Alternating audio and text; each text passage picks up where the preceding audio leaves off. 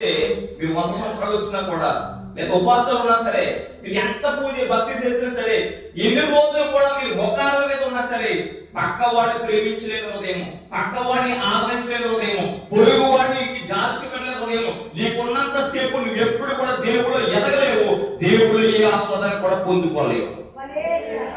పొందుకోవాలంటే ఏం లేదు చెప్తున్నా, తప్పగా ఈ దేవుడు నేర్పించే మార్గంలో మనము నడవాలి. దేవుడు నడిపించే మార్గంలో మనము నడవాలి.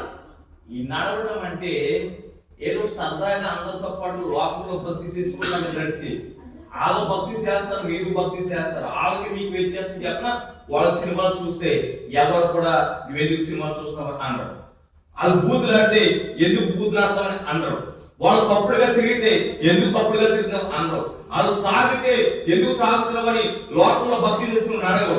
నువ్వు కనుక ఇక్కడికి వచ్చి బయటికి వెళ్ళి ఒక మాట్లాడితే దేవుడి దగ్గరికి వెళ్తున్నావు కదా, దేవుడి మందిరానికి వెళ్తున్నావు కదా, ఎందుకు నీ బ్రతుకు ఎలాగందా అంటారు. అంటే లోకస్తులు కూడా తెలుసు ఈ దేవుడి దగ్గరికి వెళ్తే నీ బ్రతుకు మారాలి కదా అని, మరి నీకెందుకు తెలియట్లేదు?